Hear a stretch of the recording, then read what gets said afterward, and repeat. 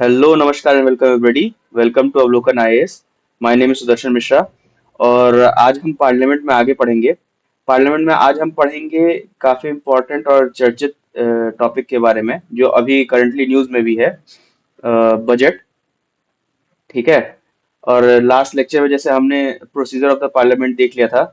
ठीक है। और बिल्स के बारे में जाना था हमने। तो आपने आई होप रिवाइज किया होगा उसको भी। अगर नहीं किया है तो प्लीज रिवाइज कर लीजिए। ठीक है। नहीं तो फिर पाइल अप होता जाएगा और फिर वो आपको ही दिक्कत करेगा। तो चलो ठीक है, अब आगे मूव ऑन करते हैं हम बजट में। सबसे पहले ये बता दूं मैं आपको कि इंडियन कॉन्स्टिट्यूशन में आर्टिकल 112 के अंतर्गत इसकी चर्चा की गई है। और एक और चीज, कॉन्स्टिट्यूशन जो है बजट का टर्म यूज नहीं करता है। कॉन्स्टिट्यूशन में बजट के बारे में नहीं दिया, बजट का टर्म नहीं यूज किया हुआ है। उसके जगह यूज किया है उसने एनुअल फाइनेंशियल स्टेटमेंट। ठीक है। बजट हम आम बोलचाल की भाषा में बोलते हैं। ठीक है। तो कॉन्स्टिट्यूशनली ये वर्ड्स सही नहीं हो, और मान लो क्वेश्चन में आ रहा है कि constitution has used the word budget, तो नहीं, कॉन्स्टिट्यूशन ने बजट का कोई वर्ड यूज नहीं किया है। तो स्टेटमेंट को आप गलत दोगे। ठीक है। तो यूनियन बजट एक्चुअली है क्या? यूनियन बजट का प्रेजेंटेशन और इनेक्टमेंट एक बहुत ही इंपॉर्टेंट इकोनॉमिक इवेंट है कंट्री के लिए। ठीक है। ये गवर्नमेंट ऑफ इंडिया की फाइनेंशियल प्लानिंग और इकोनॉमिक स्ट्रेटजी को डिफाइन करता है। ये सिर्फ एक स्टेटमेंट नहीं होता, जैसे एनुअल फाइनेंशियल स्टेटमेंट है, तो ये सिर्फ एक स्टेटमेंट नहीं है, बल्कि देश की इकोनॉमी की फ्यूचर डायरेक्शन को सेट करने का एक ब्लूप्रिंट है। ठीक। बजट के थ्रू गवर्नमेंट अपनी पॉलिसीज, वेलफेयर स्कीम्स और डेवलपमेंट प्रोजेक्ट्स के लिए फंड एलोकेशन करती है, जो लोगों की जरूरतें और उनको अपने सपने पूरे करने का एक माध्यम है, उनके सपने पूरे करने का एक माध्यम है। कैसे? वेलफेयर स्कीम्स वगैरह कई सारी होती हैं, जिससे कई गरीबों की हेल्प होती है। ठीक है। उन कई सारे गरीब आउट ऑफ पॉवर्टी इन्हीं वेलफेयर स्कीम्स की वजह से ही आए हुए हैं। ठीक। उसके बाद फिर यूनियन बजट का एक एस्टिमेटेड रिसिप्ट और प्रपोजल एक्सपेंडिचर का डॉक्यूमेंट होता है। यूनियन बजट जो है वो एस्टिमेटेड रिसिप्ट और प्रपोजल एक्सपेंडिचर का डॉक्यूमेंट होता है, जो एक फाइनेंशियल ईयर के लिए बनता है। जैसे हर फाइनेंशियल ईयर के लिए एक फाइनेंशियल स्टेटमेंट होता है। जैसे अभी करंटली जो फाइनेंशियल स्टेटमेंट चल रहा है वो फाइनेंशियल ईयर 2025-26 के लिए चल रहा है। ठीक है। इससे पहले जो था वो इलेक्शन का समय था, तो वो इंटरिम बजट आया था फेब में।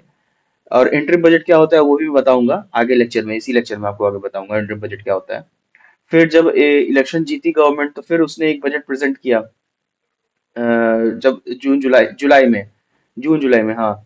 तो वो एक बजट, उसके बाद फिर क्या कहते हैं, फिर फुल कंप्लीट बजट जो है अभी इस साल प्रोड्यूस बनाया है श्री निर्मला निर्मला सीतारमन जी ने। ठीक है।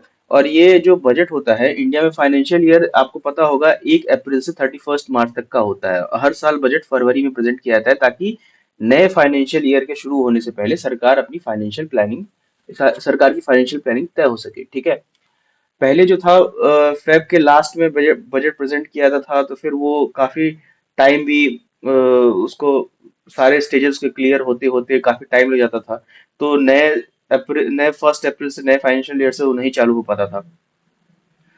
लेकिन धीरे धीरे गवर्नमेंट ने इसमें रिफॉर्म करते करते करते करते अब क्या होता है, बजट का प्रोसेस जो 1 अप्रैल से शुरू हो जाता है, 31 को इकोनॉमिक सर्वे आती है गवर्नमेंट की। ठीक है। जो सरकार का पुराना साल बीता है, कैसा बीता है, क्या क्या उसमें गवर्नमेंट को बेनिफिट हुए हैं, क्या क्या गवर्नमेंट और बढ़िया कर सकती है, ये चीफ इकोनॉमिक एडवाइजर जो होते हैं, सीईए, वो प्रोड्यूस करते हैं। ठीक है, वो बनाते हैं। और ये किस डिपार्टमेंट के अंदर आता है, फाइनेंस मिनिस्ट्री के, ये आप बताओ। ठीक है। वैसे तो ये इकोनॉमी का पूरा टॉपिक है, मैं उधर जाना नहीं चाह रहा। ठीक है, अभी इधर बस बजट पे कंसंट्रेट करते हैं हम। तो फिर आगे हम देख रहे हैं इसमें कि बजट जो है वो सिर्फ पैसे का हिसाब किताब नहीं होता है, बल्कि ये गवर्नमेंट की इकोनॉमिक स्ट्रेटजी और प्रायोरिटीज को रिफ्लेक्ट करता है। ठीक है। हर साल यूनियन और स्टेट गवर्नमेंट अपना अपना बजट बनाती है, जितने भी स्टेट है वो भी अपना बजट बनाते हैं, और यूनियन जो है वो भी अपना बजट बनाती है। स्टेट गवर्नमेंट के जो बजट होते हैं वो अलग अलग डेट्स में प्रोड्यूस बनाए जाते हैं। कोई जरूर वो 1 फरवरी को ही बनाए ऐसा जरूरी नहीं है, बनाना चाहिए, लेकिन वो 1 फरवरी को बना, नॉर्मली स्टेट गवर्नमेंट्स अलग अलग टाइम पे बनाती रहती है। ठीक है। इंडियन कॉन्स्टिट्यूशन में जो है बजट शब्द है नहीं, ये तो मैंने बता ही दिया है आपको। ठीक है। आर्टिकल 112 में इसके बारे में डिस्कशन किया गया, ये इंपॉर्टेंट है, याद रखना आप। आर्टिकल 112 में एनुअल फाइनेंशियल स्टेटमेंट की बात की गई है। ठीक है। देखो और यूनियन बजट में जो है तीन मेजर फाइनेंशियल कैटेगरीज होती हैं जो पास्ट प्रेजेंट और फ्यूचर ट्रेंड्स को रिप्रेजेंट करती हैं। इस पे अभी थोड़ी देर में आएंगे। ठीक है, तीन चीजें होती है जो पास्ट प्रेजेंट और फ्यूचर में को रिप्रेजेंट करती हैं। सबसे पहला होता है बजट एस्टिमेट। ठीक है, जिसको बीई भी कहा जाता है, देखो यहाँ पे लिखा हुआ है बजट एस्टिमेट।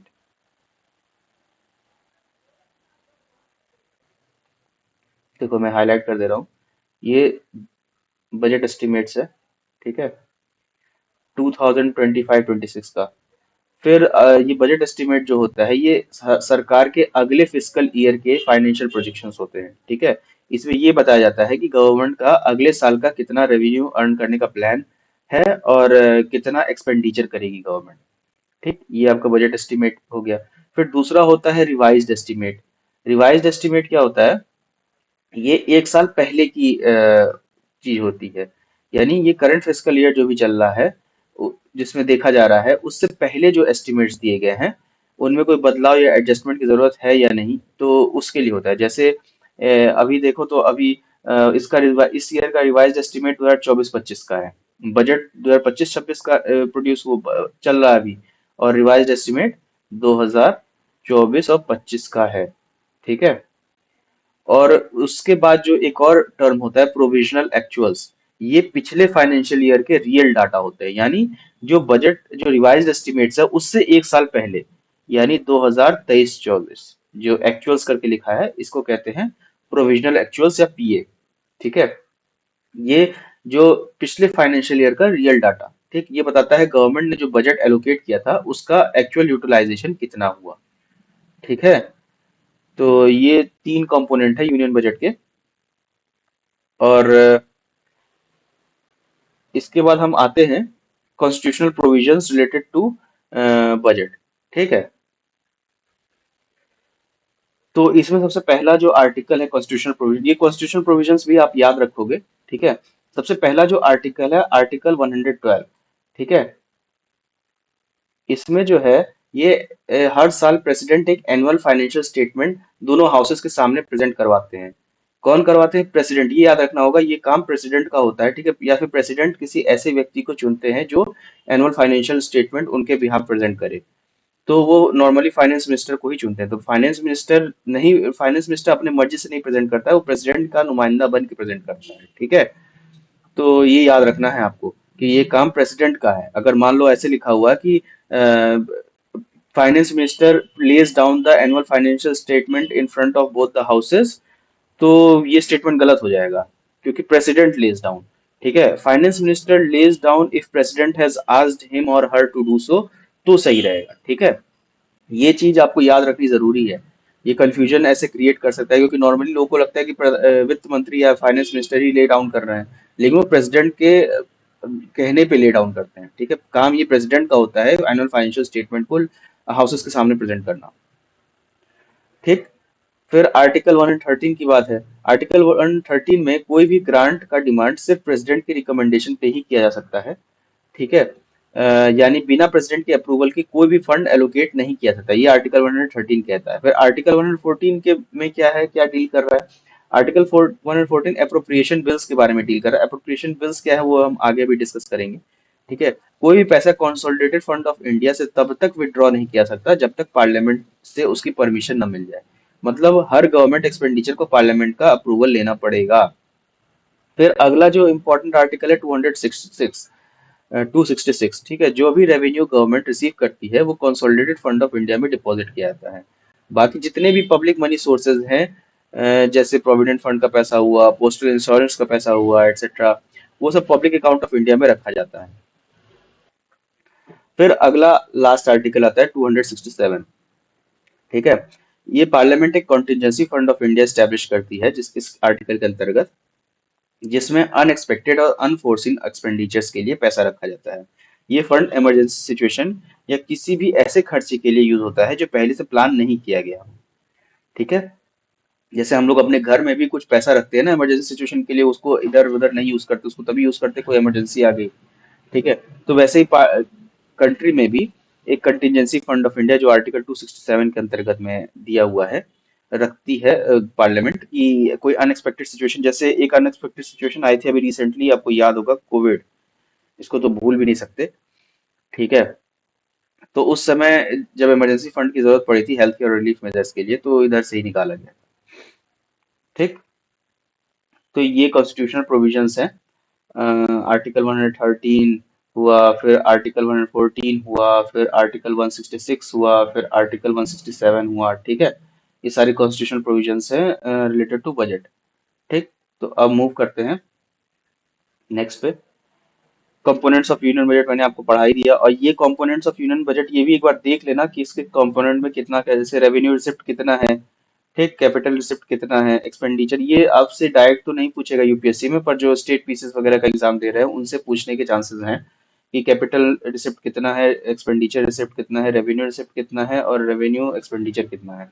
तो ये सब, रेवेन्यू एक्सपेंडिचर क्या होता है, रेवेन्यू रिसिप्ट क्या होता है, कैपिटल रिसिप्ट क्या होता है, कैपिटल एक्सपेंडिचर क्या होता है, ये सब आपको इकोनॉमी की क्लास में समझाया जाएगा। ठीक है। जब इकोनॉमी क्लास होगी तब उसमें समझा दिया जाएगा, फिलहाल के लिए बस यही जान, टर्म का नाम बस जान।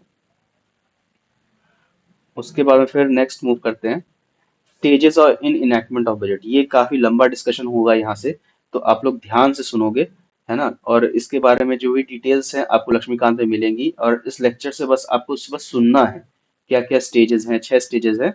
हर स्टेज को मैं अच्छे से एक्सप्लेन करूंगा अभी, आप बस सुनते जाओ।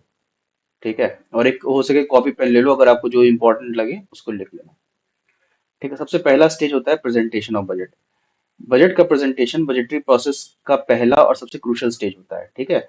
ये पहले बजट जो है, बजट फरवरी के लास्ट वर्किंग डे पे प्रेजेंट होता था, जैसे मैंने अभी थोड़ी देर पहले बताया था। लेकिन 2017 से 2017 से इसे 1 फरवरी को प्रेजेंट किया जाने लगा, ताकि कि फिस्कल ईयर के शुरू होने से पहले बजट पास हो जाए, 31 मार्च तक बजट का लास्ट स्टेज कंप्लीट हो जाए, पासिंग ऑफ फाइनेंस बिल तक निपट जाए। ठीक है। उसके बाद में फिर क्या, इसमें क्या होता है, बजट प्रेजेंटेशन में बजट स्पीच होती है फाइनेंस मिनिस्टर की। फाइनेंस मिनिस्टर लोकसभा में बजट प्रेजेंट करते हैं, जिसमें पूरे फाइनेंशियल ईयर के एक्सपेंडिचर और रेवेन्यू के प्लान एक्सप्लेन करते हैं। ठीक है। अभी करंटली निर्मला सीतारमन करती हैं। बजट स्पीच के बाद ये राज्यसभा में ले डाउन किया जाता है, लेकिन राज्यसभा इस पर वोट नहीं कर सकती, बस वो ले डाउन किया जाता है, उनकी जानकारी के लिए दिया जाता है। ठीक है। इससे पहले फिर इकोनॉमिक सर्वे भी आता है, बजट से 1 या 2 दिन पहले, नॉर्मली 31 जैन को आ जाता है ये। इकोनॉमिक सर्वे प्रेजेंट कर देते हैं, वो भी मिनिस्ट्री ऑफ फाइनेंस द्वारा तैयार होता है, और पिछले साल की इकोनॉमिक परफॉर्मेंस और आने वाले साल के इकोनॉमिक ट्रेंड्स का एनालिसिस देता है ये इकोनॉमिक सर्वे। ठीक है। जैसे एग्जांपल दे बता दूं, तो अभी जो रिसेंटली इकोनॉमिक सर्वे है, उसमें इंडिया की ग्रोथ प्रोजेक्ट की गई थी 6.5%। ठीक है। जो ग्लोबल स्लो डाउन के बावजूद एक इकोनॉमिक परफॉर्मेंस, अच्छे इकोनॉमिक परफॉर्मेंस को दिखाता है, स्ट्रॉन्ग परफॉर्मेंस को। ठीक। जब ये काम हो जाता है, बजट स्पीच हो जाती है, फिर जनरल डिस्कशन आता है। जनरल डिस्कशन में क्या होता है, इसको सामान्य चर्चा कहेंगे हिंदी के टर्म्स में। इसमें क्या होता है कि बजट प्रेजेंट होने के बाद पार्लियामेंट में 3-4 दिन तक इसका जनरल डिस्कशन होता है। दोनों हाउसेज यानी लोकसभा और राज्यसभा बजट के ओवरऑल इम्पैक्ट और इकोनॉमिक पॉलिसीज पर अपनी अपनी बातें रखते हैं। इसमें कोई वोटिंग नहीं होती है, ना कोई कट मोशन होता है। ठीक है। इस स्टेज पर कोई भी मेंबर किसी भी आइटम को रिड्यूस करने या बदलने के मोशन नहीं रख सकता, और फाइनेंस मिनिस्टर के पास डिस्कशन के एंड में रिप्लाई करने का अधिकार होता है। जैसे डिस्कशन कर लिया, तो अब फाइनेंस मिनिस्टर को लगा कि नहीं, इसका रिप्लाई देना जरूरी है ये, क्योंकि ये गलत डायरेक्शन जा सकता है, तो उनके पास ये राइट होता है कि जब डिस्कशन खत्म हो तो सारे क्वेश्चन का वो जवाब देंगे। ठीक है। उसके बाद में स्क्रूटनी बाय डिपार्टमेंटल कमिटीज, तीसरा स्टेप जो होता है, डिपार्टमेंटल कमिटीज के द्वारा स्क्रूटनी होती है। इसमें क्या होता है, जनरल डिस्कशन के बाद पार्लियामेंट को 3-4 हफ्ते के लिए एडजर्न कर दिया जाता है। एडजर्नमेंट क्या होता है वो मैंने समझाया लास्ट लेक्चर में। ठीक है। इस बीच 24 डिपार्टमेंटल स्टैंडिंग कमिटीज होते हैं, जो बजट के हर एस्पेक्ट का डिटेल्ड एनालिसिस करते हैं। हर कमेटी अपने असाइंड मिनिस्ट्री के डिमांड फॉर ग्रांट्स का रिव्यू करती है, और एक रिपोर्ट तैयार करके पार्लियामेंट को देती है। ठीक है। जब ये स्टेज हो जाता है, तो फिर वोटिंग शुरू होती है, voting on demand for grants. ठीक है। ग्रांटों पर मतदान बजट का सबसे क्रूशियल फेज होता है ये, और जिसमें लोकसभा इंडिविजुअल मिनिस्ट्रीज के डिमांड फॉर ग्रांट्स पर वोट करती है। ठीक। और एक चीज में कुछ बातें ध्यान करने लायक हैं, कि ये सिर्फ लोकसभा इस पे वोट करती है, राज्यसभा के पास सिर्फ डिस्कस कर सकती है, वो वोटिंग नहीं कर सकती, क्योंकि पैसे रुपए का मामला है, पावर लोकसभा के पास जाते हैं इसमें। ठीक है। हर डिमांड मिनिस्ट्री वाइज वोट होती है। जैसे किसी मिनिस्ट्री का डिमांड हो तो उस मिनिस्ट्री के अकॉर्डिंग वोट होगा। ठीक। वोटेबल पार्ट ही वोट किया जाता है, लेकिन जो कंसोलिडेटेड फंड ऑफ इंडिया से चार्ज एक्सपेंडिचर होता है उसमें सिर्फ डिस्कशन होता है, वोट नहीं। चार्ज एक्सपेंडिचर में कभी भी वोटिंग नहीं होती, वो सिर्फ डिस्कशन का ही टॉपिक होता है। चार्ज एक्सपेंडिचर क्या है? ठीक है, वो सब कंसोलिडेटेड फंड ऑफ इंडिया क्या है, तीन फंड्स कौन कौन से हैं, वो सब सारे फंड्स वो सब इस लेक्चर के बजट के बाद फिर डिस्कस होंगे। ठीक है। जब उसके बाद फिर क्या होता है, कट मोशंस होते हैं। वोटेबल पार्ट के बाद में अगर लगेगा किसी एमपी को कि नहीं इसमें कट मोशन देना चाहिए तो कट मोशन लाता है। ठीक है, अगर किसी एमपी को किसी डिमांड को अपोज करना चाहता है तो कट मोशन मूव करता है। कट मोशन तीन तरह के होते हैं, लास्ट लेक्चर में समझाया था। पॉलिसी कट मोशन यानी पूरे पॉलिसी का ही विरोध कर देता है और डिमांड को 1 रुपए के बराबर बना देता है। जैसे 1000 करोड़ की डिमांड सरकार ने रखी तो उसको cut motion, policy cut motion लिया करके वो कहेगा नहीं, 1000 करोड़ नहीं, इसको 1 ही रुपए मिलेगा। मतलब वो कंप्लीट उसको डिसरिगार्ड कर रहा है, मतलब पूरी तरह से गलत कह रहा है, इसलिए उसका बजट कैंसिल हो जाए। कहने का, एमपी के कहने का मतलब ये होता है उसमें, जब पॉलिसी कट मोशन आता है तो। फिर होता है इकोनॉमी कट मोशन। इसमें गवर्नमेंट को कुछ खर्चे रिड्यूस करने की सलाह दी जाती है और एक स्पेसिफिक अमाउंट रिड्यूस करने की बात होती है। ठीक है। फिर टोकन कट मोशन जो होता है ये सिर्फ एक स्पेसिफिक इशू को हाईलाइट करता है और 100 रुपए रिड्यूस करने की बात करता है, मतलब टोकन अमाउंट के लिए कि भाई कुछ पैसा रिड्यूस कर लो। तो ये तीन मोशंस होते हैं कट मोशन के अंदर। और ये चीज मैंने कल भी समझाई थी, आपके कल नहीं परसों वाले लेक्चर में समझाया हुआ था ये। फिर आता है गुलियोटिन। अगर किसी demand for grant for discussion पूरा नहीं हो पाता तो स्पीकर एक डेडलाइन फिक्स कर देते हैं और बचे हुए सभी डिमांड्स को बिना डिस्कशन के पास करवा दिया जाता है। ठीक है, इस प्रोसेस को गुलियोटिन कहते हैं। ठीक। जैसे एग्जांपल के तौर पे बताऊं तो 2023 में जब लोकसभा का सेशन जल्दी खत्म हो गया था, तब बहुत सारी डिमांड फॉर ग्रांट्स को गुलियोटिन के थ्रू अप्रूव कर दी गई थी। ठीक।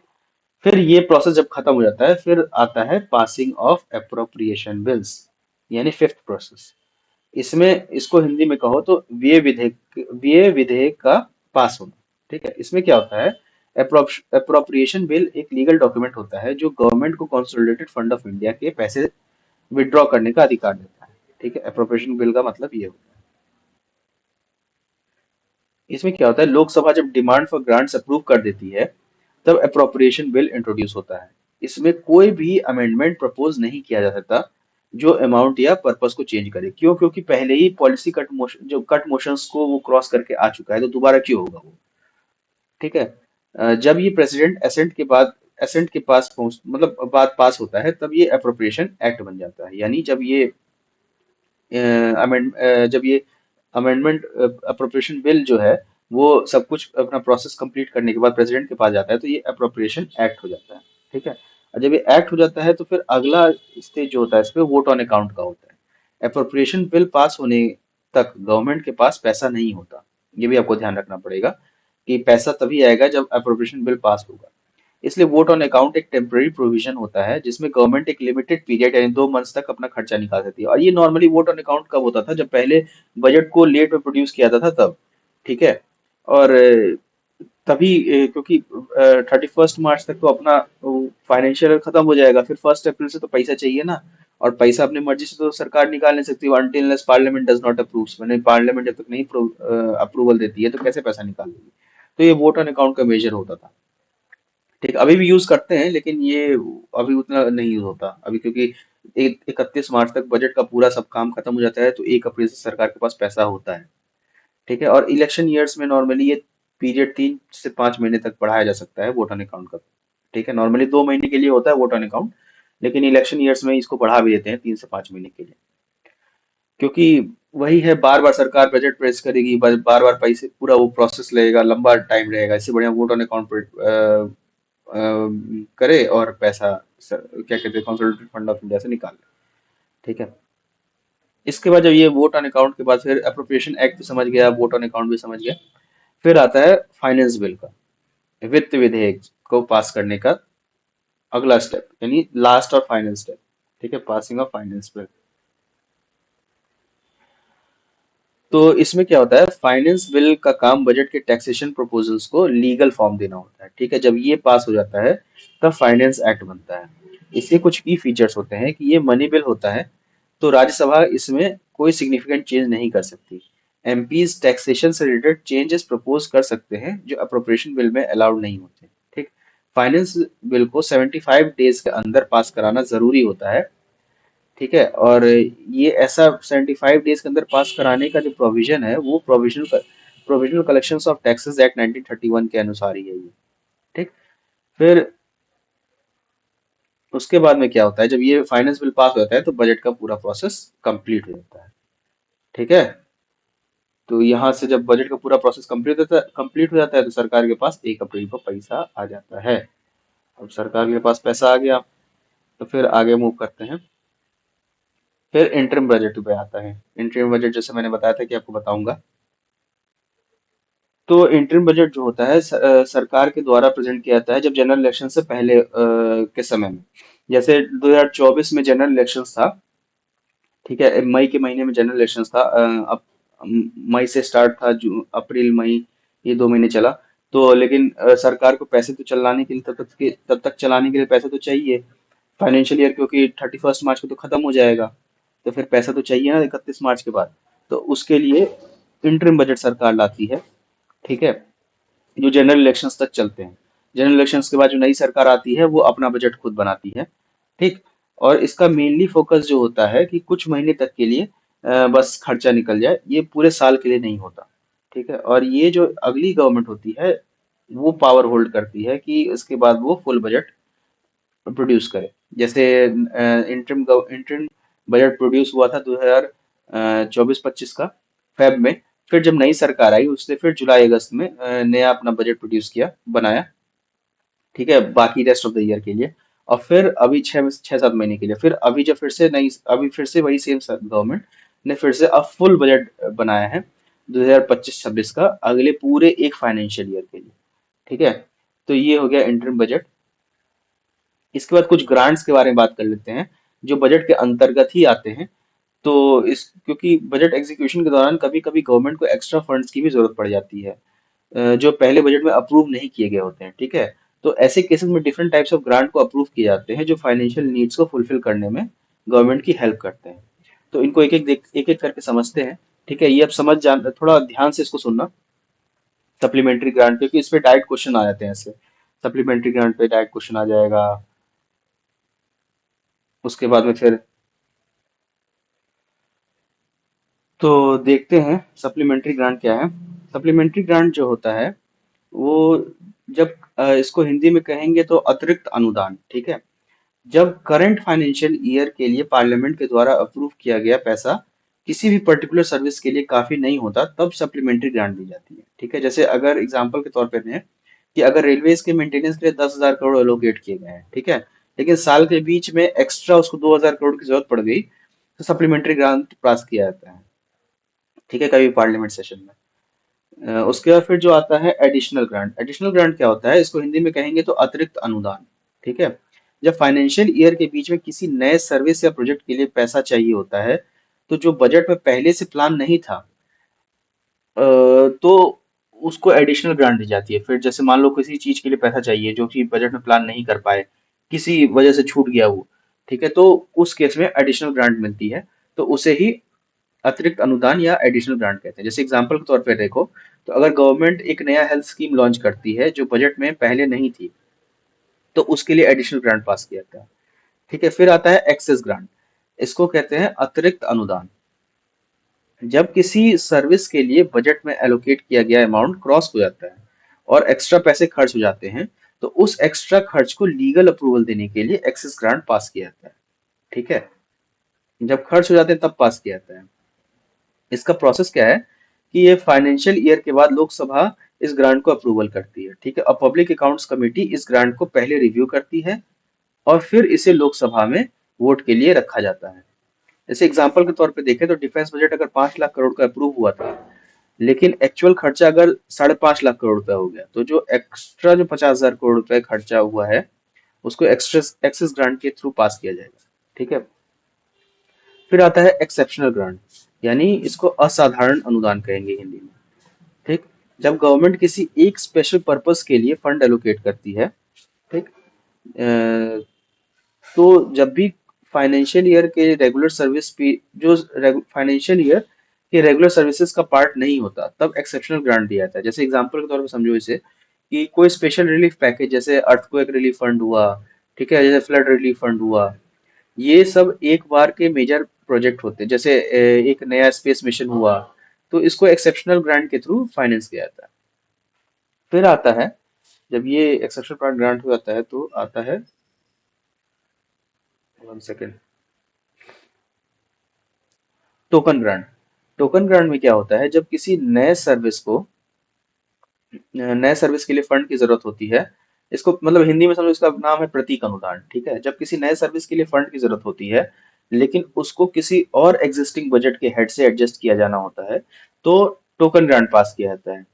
इसमें सिर्फ 1 रुपए का सिंबॉलिक ग्रांट पास होता है, जो ये दिखाता है कि गवर्नमेंट को अप्रूवल मिल गई है, लेकिन एक्चुअल फंड किसी और स्कीम के बजट से एडजस्ट किया जाएगा, ठीक है, री अप्रोप्रिएशन के तौर पे। जैसे एग्जांपल के तौर पे इसको समझो कि अगर मिनिस्ट्री ऑफ एजुकेशन एक नए स्किल डेवलपमेंट प्रोग्राम के लिए पैसा चाहती है, तो 1 रुपए का टोकन ग्रांट पास किया जाएगा और रियल फंड्स किसी और एग्जिस्टिंग एजुकेशन स्कीम से एडजस्ट कर दिए जाएंगे, ठीक है। इसके लिए अलग से वो नहीं होता, क्या कहते हैं, पैसा नहीं लिया जाता कंसोलिडेटेड फंड ऑफ इंडिया से। अगर कहीं अलग एक्स्ट्रा पैसा है तो वहां से एडजस्ट कर लेते हैं। फिर आता है वोट फॉर क्रेडिट, ठीक है। वोट फॉर क्रेडिट में क्या होता है, इसको हिंदी में समझो तो विश्वासमत अनुदान। वोट फॉर क्रेडिट एक इमरजेंसी फंड होता है जो अनएक्सपेक्टेड और अर्जेंट फाइनेंशियल डिमांड्स को मीट करने के लिए लिया जाता है, ठीक है। ये एक ब्लैंक चेक की तरह होता है, जिसमें लोकसभा गवर्नमेंट को अप्रूवल देती है कि वो इमरजेंसी में जितना पैसा चाहिए उतना खर्च कर सकती है। जैसे एग्जाम्पल में समझो इसको, तो अगर देश में कोई नेचुरल वॉर, कोई वॉर या डिजास्टर आ जाता है, जैसे सुनामी आ गया, 2004 में आई थी सुनामी, ठीक है, तो गवर्नमेंट वोट फॉर क्रेडिट के थ्रू इमरजेंसी फंड्स अरेंज करती है, ठीक। इसके बाद ये लास्ट टॉपिक बचता है आपका, मर्जर ऑफ रेलवे बजट। तो ये इसमें डेट्स कुछ याद करने की जरूरत है, जो स्टेट पीसीएस में पूछता है नॉर्मली, और यूपीएससी में चांसेस के नहीं है पूछने के। कि देखो, 2017 तक सरकार जो थी, यूनियन गवर्नमेंट थी, दो सेपरेट बजट्स लाती थी। रेलवे बजट अलग आता था और यूनियन बजट अलग आता था, अगर आपको याद होगा तो 2017 में क्या हुआ, सर गवर्नमेंट ने क्या किया, इसको मर्ज कर दिया और एक जनरल बजट लाने लग गई, जिसमें रेलवे का बजट भी इंक्लूडेड था, ठीक। और जो ये रेलवे बजट का जो सेपरेशन था जनरल बजट से, वो 1924 में हुआ था पहली बार, ठीक है। और इस कमिटी के रिपोर्ट के अकॉर्डिंग हुआ था, एकवर्थ कमिटी रिपोर्ट के अकॉर्डिंग, ठीक है, इसके रिकमेंडेशंस पे। तो ये डाटा आपको याद रखना जरूरी है, एकवर्थ कमिटी रिपोर्ट के रिकमेंडेशंस पे हुआ था। बाकी इसके अलावा इसमें और कोई डाटा याद करने की जरूरत नहीं है। सबसे पहले जानेंगे कि बिल लेजिस्लेटिव प्रोसीजर होता क्या है पार्लियामेंट में। तो देखो, जब भी नया कोई लॉ बनना होता है या किसी एग्जिस्टिंग लॉ को चेंज करना होता है, तो पार्लियामेंट एक स्ट्रक्चर्ड प्रोसेस फॉलो करती है। इस प्रोसेस को लेजिस्लेटिव प्रोसीजर कहते हैं, ठीक है। एक बिल तभी एक्ट बनता है जब दोनों हाउसेस से पास हो जाए और प्रेसिडेंट का असेंट मिल जाए, मतलब प्रेसिडेंट की सहमति मिल जाए, ठीक है। फिर अगला क्वेश्चन आता है हमारे मन में कि ये बिल होता क्या है। तो बिल एक प्रपोज्ड लॉ होता है जो पार्लियामेंट में इंट्रोड्यूस किया जाता है, और ये चार तरह के बिल होते हैं, मतलब चार तरह के हो सकते हैं बिल्स। एक हो गया ऑर्डिनरी बिल, ये जनरल लॉज के लिए होता है। फिर ये ऑर्डिनरी बिल आपका आर्टिकल 107 में मेंशन्ड है, इसको नोट्स में लिख लेना। फिर मनी बिल आर्टिकल 110 में मेंशन्ड है, ये फाइनेंशियल मैटर्स को कवर करता है, जैसे टैक्स, लोन से रिलेटेड। फिर फाइनेंशियल बिल भी एक आता है, वो आर्टिकल 117 में लिखा हुआ आता है, और ये बजट और गवर्नमेंट फाइनेंसेस से रिलेटेड होता है। फाइनेंशियल बिल भी दो तरह के होते हैं, वो आगे हम देखेंगे, ठीक है। फिर एक होता है कॉन्स्टिट्यूशनल अमेंडमेंट बिल, ये आर्टिकल 368 में कवर्ड होता है, और ये कॉन्स्टिट्यूशन में चेंजेस करने के लिए यूज होता है, ठीक है। तो ये चार तरह के, मेनली चार तरह के बिल्स हैं जो पार्लियामेंट में आए दिन फ्रीक्वेंटली प्रोड्यूस होते रहते हैं: ordinary bill, money bill, financial bill, constitutional amendment bill. Constitutional amendment bill अभी सबसे रिसेंट जो वुमेन्स रिजर्वेशन से रिगार्डिंग मैटर था, 2023 में, उस समय आया था, ठीक है। कॉन्स्टिट्यूशन अमेंड करके वुमेन रिजर्वेशन, 33% वुमेन रिजर्वेशन लाया गया था। तो सबसे रिसेंट एग्जांपल इसका यही है। फाइनेंशियल बिल और मनी बिल का अभी आप न्यूज में कंटिन्यूअसली देखते रहोगे तो मिल जाएगा आपको, बजट, क्योंकि बजट का सेशन चल रहा है। ऑर्डिनरी बिल का भी आपको एग्जांपल देखने को मिल जाया करेगा अभी न्यूज में, क्योंकि पार्लियामेंट का सेशन चल रहा है, तो कुछ बिल्स होंगी जिनको, जो ऑर्डिनरी बिल होंगी, जिनको क्या कहते हैं वैसे, गवर्नमेंट को पास कराना होगा, या फिर प्राइवेट मेंबर वो इंट्रोड्यूस करेंगे, कुछ ऐसा करके आता रहेगा न्यूज में, तो आप देख लोगे, ठीक है। और आगे मैं एग्जांपल भी बता दूंगा इसको। तो अब पहले देखते हैं ऑर्डिनरी बिल को पास करने का प्रोसीजर क्या होता है, ठीक है। तो ऑर्डिनरी बिल जो होता है वो मेनली पास करने के लिए वो 3 रीडिंग से वो पास होता है। ठीक है, सबसे पहला रीडिंग जो होता है, फर्स्ट रीडिंग, वो बिल इंट्रोड्यूस करने की रीडिंग होती है। ठीक है, और गैजेट, इंडियन गैजेट में पब्लिशिंग का भी इस फर्स्ट रीडिंग में ही आता है। ठीक। और इसमें जो है कोई भी सबसे पहले फर्स्ट रीडिंग में क्या होता है, बिल इंट्रोड्यूस किया जाता है। कोई भी एमपी या मिनिस्टर या प्राइवेट मेंबर, एमपी कोई भी लोकसभा या राज्यसभा में बिल इंट्रोड्यूस कर सकता है। बिल का टाइटल और ऑब्जेक्टिव फिर रीड किया जाता है, फिर बिल को गैजेट ऑफ इंडिया में पब्लिश किया जाता है। और इस स्टेज पे कोई डिस्कशन नहीं होता, फर्स्ट रीडिंग में कोई डिस्कशन नहीं होता, बस इतना ही काम होता है कि बिल इंट्रोड्यूस किया जाता है, उसकी टाइटल ऑब्जेक्टिव्स को बस पढ़ा जाता है पार्लियामेंट में, और बिल को गैजेट ऑफ इंडिया में पब्लिश हो जाता, बस पब्लिश किया जाता है। और ये बिल को गैजेट ऑफ इंडिया में पहले ही पब्लिश कर सकते हैं, पार्लियामेंट में इंट्रोड्यूस करने के बाद भी पब्लिश कर सकते हैं। ठीक है, तो ये प्रोसेस आगे पीछे हो सकता है, इसका कोई वो टेंशन नहीं लेना है कि कौन सा प्रोसेस पहले होता है। बस ये 4 प्रोसेस होते हैं, ये आप याद रखो। ठीक। उसके बाद जैसे अभी डेटा प्रोटेक्शन बिल एग्जांपल के तौर पे देखो, तो अभी डेटा प्रोटेक्शन बिल का जो फर्स्ट रीडिंग में इंट्रोड्यूस किया गया था, ठीक है, उसमें अभी भी पब्लिक गैजेट ऑफ इंडिया में पब्लिश किया गया है। और अभी वो पब्लिक स्क्रूटनी के लिए है, मतलब लोगों को अपने कुछ सजेशन वगैरह देने हैं तो वो उसमें दे सकते हैं। ठीक। तो सबसे रिसेंट एग्जांपल तो इसका यही है। उसके बाद में फर्स्ट रीडिंग के बाद में फिर आती है सेकंड रीडिंग। सेकंड रीडिंग जो है वो 3 स्टेजेस को इन्वॉल्व करती है। पहला स्टेज होता है जनरल डिस्कशन का, दूसरा स्टेज होता है कमिटी स्टेज का, और तीसरा होता है कंसिडरेशन स्टेज का। ठीक है। जनरल डिस्कशन में क्या होता है, बिल का पर्पस डिस्कस होता है, लेकिन उसके डिटेल्स नहीं डिस्कस होते हैं बिल के। ठीक है। कमेटी स्टेज में क्या होता है, बिल सेलेक्ट कमेटी या जॉइंट कमेटी को रेफर किया जाता है, जो उसे क्लॉज बाय क्लॉज एग्जामिन करती है कि क्या ये बिल कॉन्स्टिट्यूशन के अकॉर्डिंग है कि नहीं, कहीं कुछ इधर उधर तो नहीं है, आगे चल के वो प्रॉब्लम तो नहीं क्रिएट कर सकता है ये बिल, या फिर कुछ भी ऐसा करके। तो वो कमेटी स्टेज में सब डिसाइड होता है। फिर कंसिडरेशन स्टेज में जब बिल के हर क्लॉज पे अलग अलग डिस्कशन और वोटिंग होती है। ठीक है, जो भी कमिटी अलग अलग क्लॉज एग्जामिन कर लेती है, तो हर क्लॉज पे डिस्कशन और वोटिंग होती है। ठीक है, वो कंसिडरेशन स्टेज में आता है। फिर एमपीज उसमें अमेंडमेंट्स भी सजेस्ट कर सकते हैं कंसिडरेशन स्टेज में। ठीक है। जैसे फार्म लॉज रिपील बिल 2021 में कमिटी स्टेज पे काफी डिस्कशन और प्रोटेस्ट हुए थे। तो फार्म लॉज तो काफी ज्यादा न्यूज में था भी, तो आपको याद भी होगा 2021 के टाइम में। ठीक है। तो अब उसके बाद होता है थर्ड रीडिंग, जिसमें फाइनल वोटिंग होती है। ठीक है, इस स्टेज पे सिर्फ एक्सेप्ट या रिजेक्ट करना होता है बिल को, कोई नया अमेंडमेंट अलाउड नहीं होता है। मेजोरिटी मेंबर्स अगर सपोर्ट कर रहे होते हैं तो बिल पास हो जाता है। ठीक है, जैसे वुमेन रिजर्वेशन बिल 2023 को थर्ड रीडिंग में क्लियर मेजोरिटी से पास कर गया था। ठीक है, तो थर्ड रीडिंग में बस इतना ही होता है। उसका थर्ड रीडिंग के बाद में क्या होता है, बिल को दूसरे हाउस में भेजा जाता है। जैसे सपोज अगर लोकसभा में बिल इंट्रोड्यूस हुआ तो उसका फिर वो राज्यसभा में जाएगा, अगर राज्यसभा में इंट्रोड्यूस हुआ होगा तो वो बिल लोकसभा में आएगा। ठीक है, तो और उसका फिर सेकंड हाउस में भी सेम स्टेजेस होती हैं, फर्स्ट सेकंड थर्ड रीडिंग की। ठीक है, 3 स्टेज यहाँ भी फॉलो होती हैं और सेम प्रोसेस रिपीट होता है। ठीक है। और सेकंड हाउस के पास जो है 4 अल्टरनेटिव्स होते हैं, 4 ऑप्शंस होते हैं क्या करना है उस बिल के साथ। या तो बिल को पास कर दें, जैसे फर्स्ट हाउस ने बिना किसी अमेंडमेंट के, फर्स्ट हाउस ने अगर सारे अमेंडमेंट्स कर दिए, उनको लगता है कि नहीं सारे अमेंडमेंट सही किए हैं, इसमें और कोई डेलिब्रेशन या कुछ भी चेंज करने की जरूरत नहीं है, तो वो वैसे ही पास कर सकते हैं।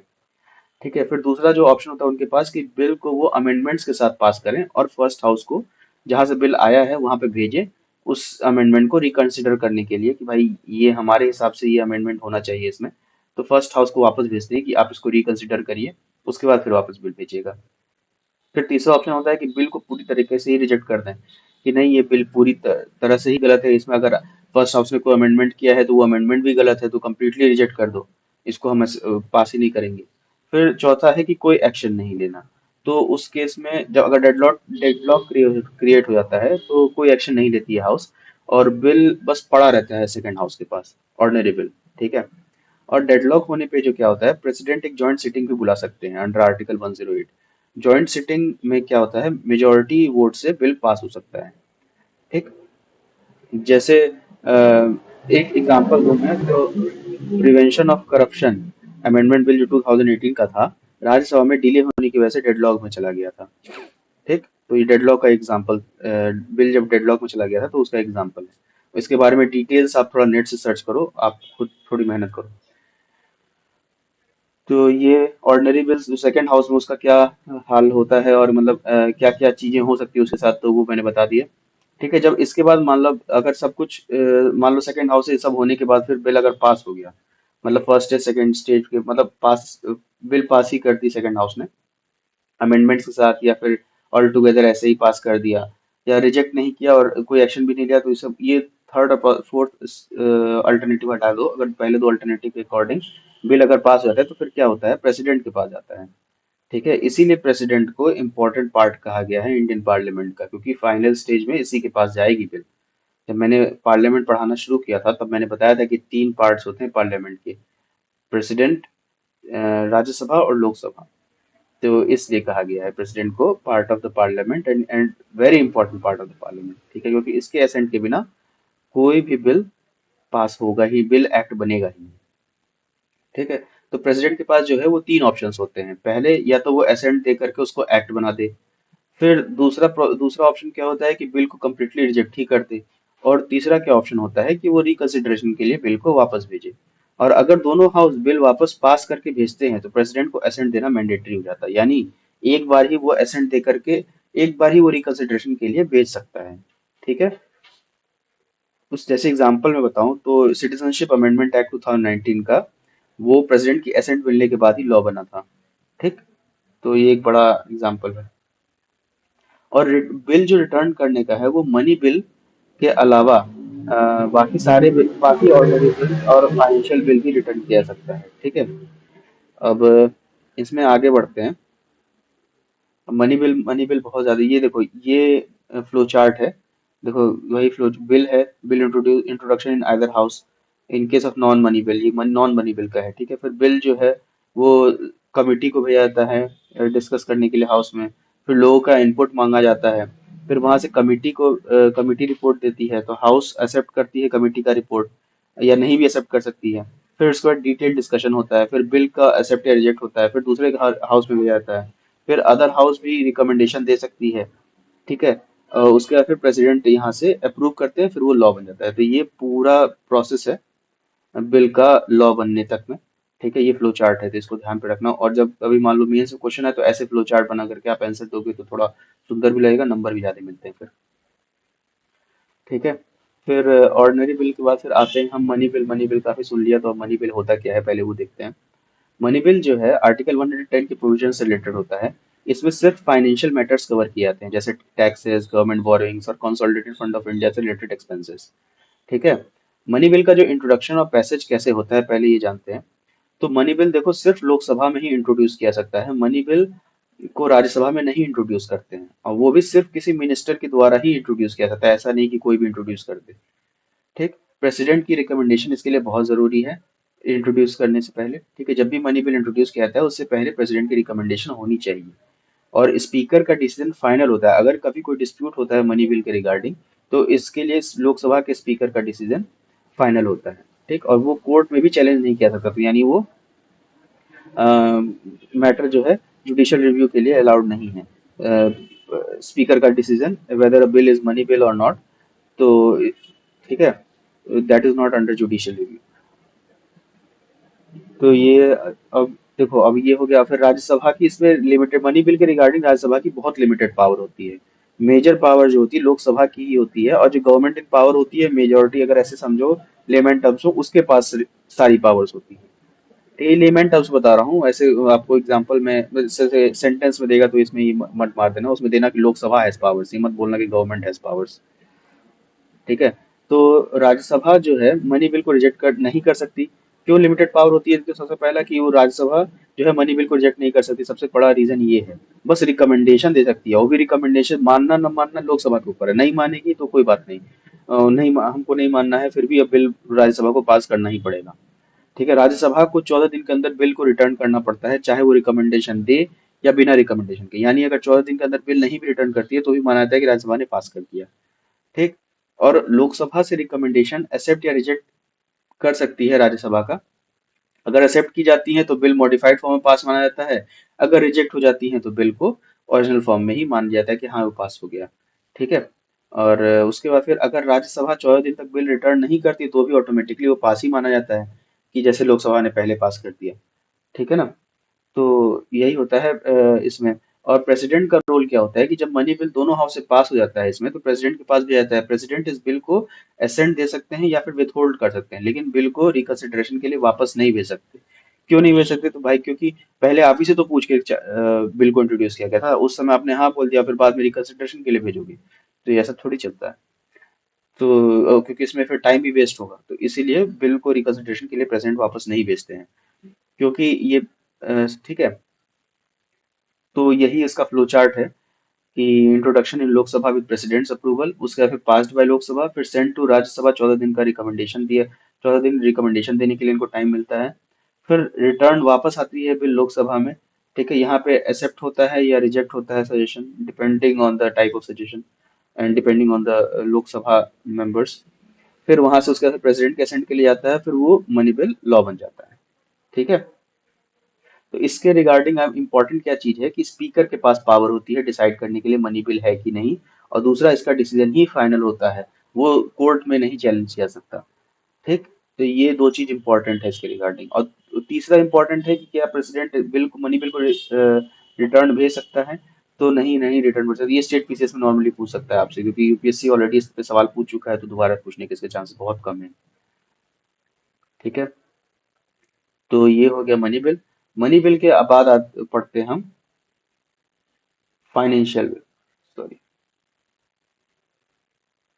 हाँ, फाइनेंशियल बिल। फाइनेंशियल बिल जो है दो तरह की कैटेगरीज में आती है। ठीक है। अ, एक तो फाइनेंशियल बिल वन, ये आर्टिकल 117 में होती है। मनी बिल आपकी आर्टिकल 110 में होती है। ये भी इंपॉर्टेंट है, आर्टिकल याद रख लेना, किस आर्टिकल में मनी बिल है, किस आर्टिकल में फाइनेंशियल बिल है। ठीक है। मनी बिल और फाइनेंशियल बिल के बीच में डिफरेंस क्या होता है, ये आपको लक्ष्मीकांत पे मिल जाएगा। ये मैं नहीं पढ़ाऊंगा, ये आपको खुद पढ़ना है। इसमें अगर आपको कोई डाउट हो तो आप डाउट पूछो, व्हाट्सएप पे आके डाउट पूछ लेना, या फिर कमेंट में पूछ लेना। कहीं भी पूछना, डाउट पूछोगे तो मैं समझा दूंगा, लेकिन अपने एंड से बताऊंगा नहीं अभी, क्योंकि आपको थोड़ी मेहनत तो खुद भी करनी पड़ेगी। तो फाइनेंशियल बिल और उनका पैसेज देखते हैं। फाइनेंशियल बिल उन बिल्स को कहते हैं जो रेवेन्यू और गवर्नमेंट के एक्सपेंडिचर से रिलेटेड होते हैं। ठीक है। ये मनी बिल से थोड़े डिफरेंट होते हैं। इनको दो कैटेगरीज में डिवाइड किया जाता है। फाइनेंशियल बिल वन, ये मनी बिल जैसा होता है, क्योंकि इसको इंट्रोड्यूस करने के लिए प्रेसिडेंट की रिकमेंडेशन चाहिए होती है, और सिर्फ लोकसभा में ही इंट्रोड्यूस हो सकता है ये फाइनेंशियल बिल वन। ठीक है। लेकिन राज्यसभा इसको रिजेक्ट या अमेंड कर सकती है। और अगर दोनों हाउसेस में डिसएग्रीमेंट हो जाता है, तो प्रेसिडेंट एक जॉइंट सिटिंग भी बुला सकते हैं। प्रेसिडेंट इस बिल को असेंट देने के लिए असेंट दे सकते हैं, विथहोल्ड कर सकते हैं, या फिर रिकंसिडरेशन के लिए भी भेज सकते हैं। तो देखो ये मनी बिल से किस तरह डिफरेंट है। यहाँ मनी बिल प्रेसिडेंट जो है उनको असेंट देना ही पड़ेगा, लेकिन यहाँ पे वो विथहोल्ड, फाइनेंशियल बिल में वो विथहोल्ड कर सकते हैं असेंट को, या फिर रिकंसिडरेशन के लिए भी भेज सकते हैं। मनी बिल में नहीं भेज सकते थे। ठीक है। तो ये डिफरेंस है, ये डिफरेंस याद रखना है आपको। फिर जैसे एग्जांपल में देखो, फाइनेंशियल बिल 2017 का, इसमें टैक्सेशन से रिलेटेड काफी चेंजेस किए गए थे, जिसमें इलेक्टोरल बॉन्ड्स का कॉन्सेप्ट इंट्रोड्यूस किया गया था। इलेक्टोरल बॉन्ड्स आपको याद ही होगा, काफी न्यूज में भी था अभी एक दो साल पहले। ठीक है।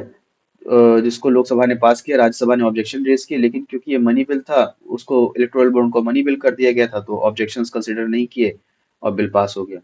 ठीक है। तो अच्छा, एक और चीज होती है, जैसे गवर्नमेंट को कोई बिल पास कराना होता है, तो वो नॉर्म अभी वैसे इसको आप ऐसे मतलब एग्जामिनेशन पॉइंट ऑफ व्यू से मत समझो, मतलब ऐसे समझो कि अगर गवर्नमेंट को बहुत सारे, अभी जैसे काफी दिन न्यूज में भी था कि कुछ बिल्स को नॉर्मली गवर्नमेंट मनी बिल के नाम पे पास करा देती थी, क्योंकि उस केस में फिर राज्यसभा को पावर नहीं रह जाती थी कि उसके रिगार्डिंग कुछ बोल सके। ठीक है। तो ये भी काफी ज्यादा विवादित चीज थी जो न्यूज में थी। तो ये जब आप पढ़ोगे तो आपको ये भी दिखेगा। खैर, जब पढ़ोगे तो अगर कोई डाउट होगा तो आप पूछ लेना। ठीक। फिर दूसरा है फाइनेंशियल बिल, दूसरे तरह का जो फाइनेंशियल बिल टू, ये भी आर्टिकल 117 में ही दिया हुआ है। ठीक है। ये ऑर्डिनरी बिल जैसा ही होता है, इसमें मतलब ये फाइनेंशियल बिल है लेकिन ऑर्डिनरी बिल जैसा ही होता है, और इसको लोकसभा या राज्यसभा दोनों में इंट्रोड्यूस किया सकता है। और इस बिल को इंट्रोड्यूस करने के लिए प्रेसिडेंट की रिकमेंडेशन की जरूरी नहीं होती है। ठीक है। लेकिन कंसिडरेशन के वक्त चाहिए होती है। राज्यसभा इस बिल को अमेंड और रिजेक्ट भी कर सकती है, फाइनेंशियल बिल टू। ठीक है। और इसमें क्या क्या इन्वॉल्व होता है, expenditure but does not deal in taxation और बोरिंग, मतलब टैक्सेशन और बोरिंग में नहीं डील करता है ये। ठीक। फिर उसके बाद में आते हैं, फाइनेंशियल बिल कवर हो गया आपका, फिर आता है कॉन्स्टिट्यूशनल अमेंडमेंट। ये थोड़ा डिटेल में पढ़ाऊंगा मैं, अभी छोटे में ही समझा देता हूँ कि इस बिल का मेन पर्पस होता है कॉन्स्टिट्यूशन में कुछ चेंजेस लाना। जैसे अभी तक कॉन्स्टिट्यूशन में कितने बार चेंज हो गया है वो नंबर आप लिखो। ठीक है। जैसे 101st कॉन्स्टिट्यूशन अमेंडमेंट हुआ था जीएसटी का, फिर 103rd ईडब्ल्यूएस का हुआ था, ठीक है। फिर बहुत सारे ऐसे 42nd कॉन्स्टिट्यूशन अमेंडमेंट हुआ था जिसको मिनी कॉन्स्टिट्यूशन भी कहते हैं। तो ये सब जितने भी चेंजेस इन कॉन्स्टिट्यूशन होते हैं वो आर्टिकल 368 के अंडर कवर होते हैं, ठीक है। और इसमें स्पेशल मेजोरिटी चाहिए होती है दोनों हाउसेज में, 2/3 of the members present and voting, और more than 50% of the total strength of the house. Majority मैंने अभी कुछ लास्ट लेक्चर में ही पढ़ाया था आपको। और कुछ अमेंडमेंट्स ऐसे भी होते हैं जिनमें at least half of the state legislature का भी रेटिफिकेशन चाहिए होता है। मतलब सारे सिर्फ इसी दोनों पैरामीटर्स में नहीं हो जाते हैं, कुछ कॉन्स्टिट्यूशनल अमेंडमेंट्स ऐसे होते हैं जिसमें कम से कम half of the state legislature का भी रेटिफिकेशन चाहिए होता है, ठीक है। तो ये कॉन्स्टिट्यूशनल अमेंडमेंट बिल हो गया, इसको मैं डिटेल में भी पढ़ाऊंगा क्योंकि ये इंपॉर्टेंट टॉपिक है थोड़ा। तो पार्लियामेंट चैप्टर आपका खत्म हो जाए फिर मैं पढ़ाऊंगा कॉन्स्टिट्यूशनल अमेंडमेंट, ठीक है। फिर आता है जॉइंट सिटिंग। तो जॉइंट सिटिंग कैसे होती है? तो जॉइंट सिटिंग प्रेसिडेंट के पास पावर होती है कि वो दोनों हाउसेस की जॉइंट सिटिंग बुला सकते हैं। प्रेसिडेंट के पास पावर होती है, याद रखना, चेयरमैन के या फिर स्पीकर के पास नहीं। लोकसभा के स्पीकर उसको प्रिसाइड करते हैं, राज्यसभा के चेयरमैन नहीं प्रिसाइड करते हैं, ठीक है। अगर स्पीकर नहीं अवेलेबल है तो डेप्यूटी स्पीकर या राज्यसभा, अगर उसके बाद डेप्यूटी स्पीकर भी नहीं अवेलेबल है तो राज्यसभा का डेप्यूटी चेयरमैन प्रिसाइड करता है, ठीक। राज्यसभा चेयरमैन जो है इस सिटिंग को प्रिसाइड नहीं कर सकते हैं, ठीक है ना। तो ये ध्यान रखना कि अगर लोकसभा के स्पीकर नहीं रहेंगे तो लोकसभा के डेप्यूटी स्पीकर प्रिसाइड करेंगे, अगर लोकसभा के डेप्यूटी स्पीकर भी नहीं रहे तो राज्यसभा के डेप्यूटी चेयरमैन प्रिसाइड करेंगे। वाइस प्रेसिडेंट या फिर जो चेयरमैन है राज्यसभा के, एक्स ऑफिशियो चेयरमैन, वो नहीं प्रिसाइड करेंगे, ठीक है। और इसमें जो डिसीजन होता है वो मेजोरिटी ऑफ वोट से होता है। और मेजोरिटी किसकी होती है? लोकसभा की। तो मतलब जॉइंट सिटिंग में लोकसभा का ही मेजोरिटी चलेगा। कोई बिल लोकसभा से पास हो गया है तो बहुत, और राज्यसभा ने डेडलॉक क्रिएट किया है तो बहुत कम चांसेस हैं कि वो बिल नहीं पास होगा अगर में जॉइंट सिटिंग होगी। अभी तक वैसे जॉइंट सिटिंग बस 3 बार हुई है। मैं बता, यहाँ पे जैसे 1950 से बस 3 जॉइंट सिटिंग हुई है। एक डाउरी प्रोहिबिशन बिल में 1960 में डाउरी सिस्टम को बैन करने के लिए पास किया गया था ये। फिर banking service commission repeal bill 1977 में बैंकिंग रिफॉर्म से रिलेटेड के लिए था, ठीक है। उस समय नेशनलाइजेशन वगैरह हो रहा था तो आपको ध्यान भी होगा कि उसमें रिफॉर्म और बैंकिंग कमीशन को रिपील करना, बहुत सारी चीजें हो रही थी उस समय, ठीक है। फिर पोटा पोटा आपको याद होगा, प्रिवेंशन ऑफ टेररिज्म बिल। अब एक्ट हो गया, मतलब वो उस समय प्रिवेंशन ऑफ टेररिज्म बिल 2002, वो प्रिवेंशन ऑफ टेररिज्म एक्ट बन गया, इसको पोटा कहते हैं। और ये एंटी टेरर लॉ था, ठीक है, इसको पास करने के लिए यूज किया गया था। जब आप जीएस 3 पढ़ोगे तो उसमें पढ़ा ही होगा आपने कि पोटा के बारे में पढ़ा होगा, फिर मकोका के बारे में पढ़ा होगा, फिर ठीक है नारकोटिक्स वगैरह जब आप पढ़ रहे होगे तो उसमें ये सब चीजें आती हैं। फिर टेररिज्म, फिर ऑर्गेनाइज क्राइम वगैरह के बारे में पढ़ोगे जब तो ये सब चीजें आती है उसमें। तो ये एग्जाम्पल हो गए जॉइंट सिटिंग के, 3 एग्जाम्पल्स हैं अभी तक जो जॉइंट सिटिंग हेल्ड हुई है, ठीक है। तो शुरू करते हैं पार्लियामेंट्री प्रोसीडिंग्स में। तो पार्लियामेंट्री प्रोसीडिंग्स हैं क्या? पार्लियामेंट्री प्रोसीडिंग्स एक्चुअली में ऐसे मैकेनिज्म और प्रैक्टिसेस को रेफर करते हैं जो पार्लियामेंट्री सिस्टम के अंदर यूज किए जाते हैं ताकि लेजिस्लेटिव बिजनेस स्मूथली चल सके। ये ऐसे डिवाइसेस होते हैं जो पार्लियामेंट को इफिशिएंटली और ऑर्डरली तरीके से चलाने के लिए इंपॉर्टेंट होते हैं। इन्हीं की वजह से जो मेंबर ऑफ पार्लियामेंट्स होते हैं वो डिस्कस, डिबेट और डिसीजन मेकिंग प्रोसेस जो करते हैं वो चल पाता है, और जिससे पब्लिक के इश्यूज सॉल्व कर आसानी से हो सकते हैं, ठीक है। तो चलिए जानते हैं कुछ डिटेल में पार्लियामेंट्री प्रोसीजर्स, कुछ कुछ पार्लियामेंट्री प्रोसीजर्स के बारे में। तो पहला जो है वो है क्वेश्चन आवर। क्वेश्चन आवर क्या है? एक फिक्स पीरियड होता है जिसमें मेंबर ऑफ पार्लियामेंट, एमपीज, यानी एमपीज, मिनिस्टर से पब्लिक इंटरेस्ट के अलग अलग मैटर्स पे क्वेश्चन पूछ सकते हैं, ठीक। क्वेश्चन आवर जो है हर पार्लियामेंट्री सिटिंग का पहला घंटा होता है जो लोकसभा और राज्यसभा दोनों में होता है। ध्यान रखना, क्वेश्चन आवर पहला घंटा होता है, 0 आवर नहीं, ठीक। 0 आवर से भी पहले क्वेश्चन आवर चलता है, ठीक। तो इसमें अलग अलग तरीके से क्वेश्चन पूछे जा सकते हैं, और वो अलग अलग तरीके क्वेश्चंस क्या होते हैं? एक होता है स्टार्ड क्वेश्चन। स्टार्ड क्वेश्चन जो होता है वो ग्रीन कलर में प्रिंट होता है, देखो मैंने ग्रीन कलर में इसलिए डाला है, और जिस कलर में होता है उस कलर में ही डालने की कोशिश करी है मैंने, ठीक। तो वो ग्रीन कलर प्रिंट होता है, और इसका जवाब जो है मिनिस्टर्स को ओरली देना होता है, मतलब मुंह जुबानी देना होता है, लिखित में नहीं, रिटर्न में नहीं देना होता। और जब एमपी स्टार्ट क्वेश्चन सबमिट करता है तो उसको सप्लीमेंट्री क्वेश्चन पूछने का भी मौका मिलता है। मतलब अगर स्टार्ट क्वेश्चन सबमिट किया और एमपी ने जवाब दे दिया तो उससे जवाब देने के बाद भी अगर कोई क्वेश्चन बनता है तो वो एमपी जिसने स्टार्ट क्वेश्चन सबमिट किया है वो क्वेश्चन पूछ सकता है उसके रिगार्डिंग, जवाब के रिगार्डिंग, ठीक है। फिर आता है अनस्टार्ड क्वेश्चन। अनस्टार्ड क्वेश्चन जो होता है वो व्हाइट कलर में प्रिंट होता है। व्हाइट कलर में लिख नहीं सकता था, इसीलिए थोड़ा दूसरे तरह का, मतलब व्हाइट से सिमिलर कलर लिखने की कोशिश की है मैंने, ठीक है। तो इसका जवाब जो है मिनिस्टर्स अनस्टार्ड क्वेश्चन का रिटर्न में देते हैं, रिटर्न फॉर्म में देते हैं, लिखित रूप में, ठीक है। इनमें एमपीज को सप्लीमेंट्री क्वेश्चन पूछने का चांस नहीं मिलता है। क्यों नहीं मिलता है? क्योंकि जब रिटर्न फॉर्म में दे दिया है तो उसके बाद में फिर सप्लीमेंट्री क्वेश्चन तुरंत पूछेगा तो फिर तुरंत जवाब कैसे मिलेगा? फिर तो उसको और टाइम चाहिए होगा, इसलिए तुरंत सवाल, तुरंत जवाब अ, मिलने के बाद तुरंत दूसरा सवाल उस पर सप्लीमेंट्री क्वेश्चन नहीं पूछ सकते, ठीक।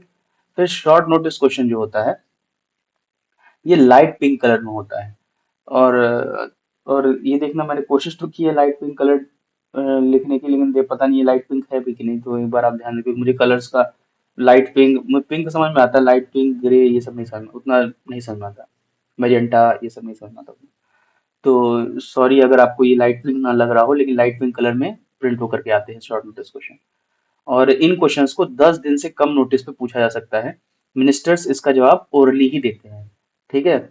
और फिर आता है प्राइवेट मेंबर्स क्वेश्चन। तो प्राइवेट मेंबर से अगर कोई क्वेश्चन पूछा जाना हो तो वो प्राइवेट मेंबर, तो वो क्वेश्चन येलो कलर में प्रिंट होते हैं, ठीक।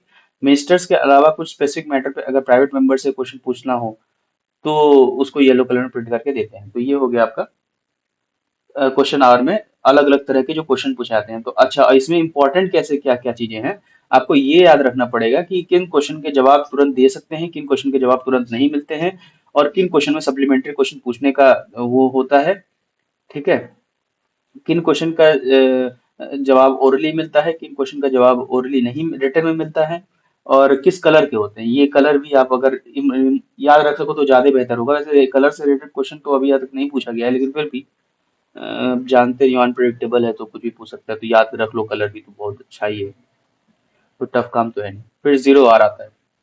जीरो आर जो होता है वो क्वेश्चन आर के तुरंत बाद स्टार्ट हो जाता है। जैसे क्वेश्चन आर खत्म हुआ तुरंत जीरो आर चालू हो जाएगा, ठीक है। और वो तब तक चलता है ये जब तक रेगुलर एजेंडा या दिन का बिजनेस शुरू नहीं होता। जीरो आवर का टाइम पीरियड डिफाइंड नॉर्मली 1.5 2 2.5 घंटे का होता है, उससे ज्यादा का नहीं होता, लेकिन ये तब तक नॉर्मली चलते हुए माना जाता है जब तक बिजनेस का दिन का एजेंडा सेट ना हो जाए, ठीक है।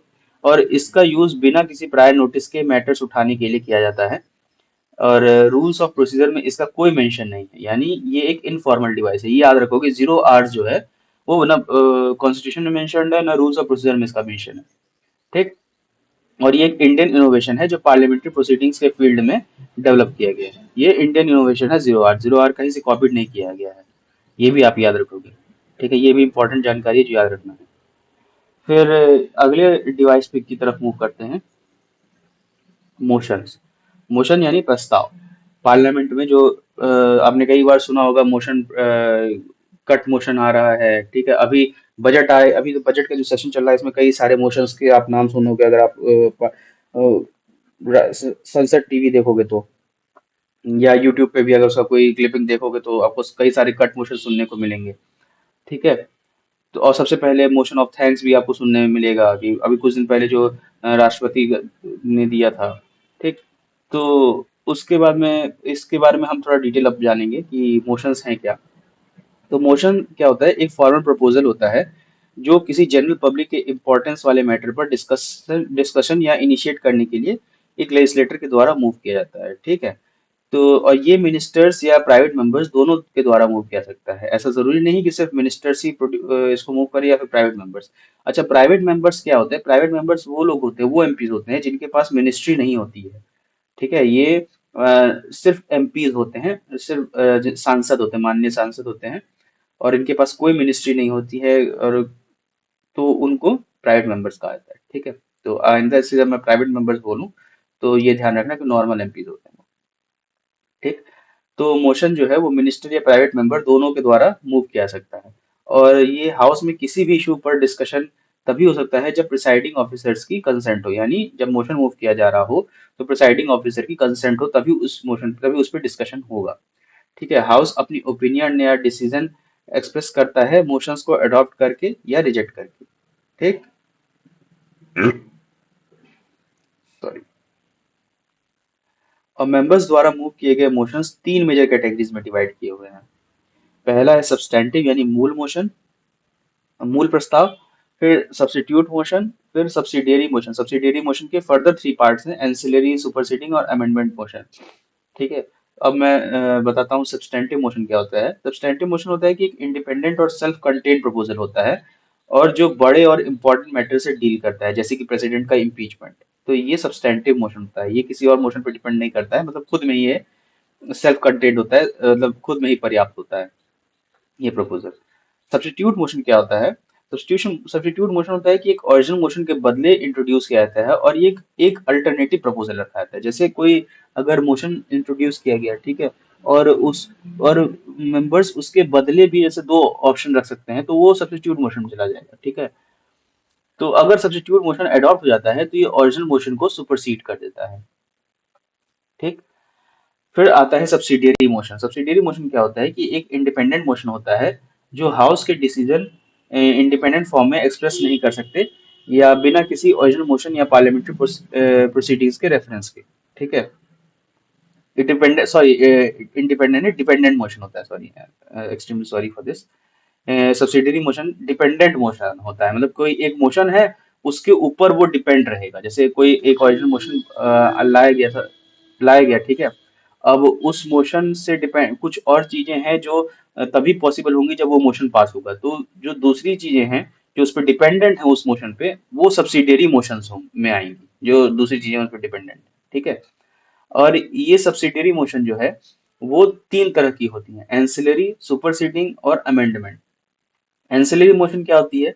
ये अलग अलग पार्लियामेंट्री बिजनेस को प्रोसेस प्रोसेस करने के लिए का एक रेगुलर तरीका होता है, एंसिलरी मोशन। ठीक। सुपरसीडिंग मोशन क्या होता है?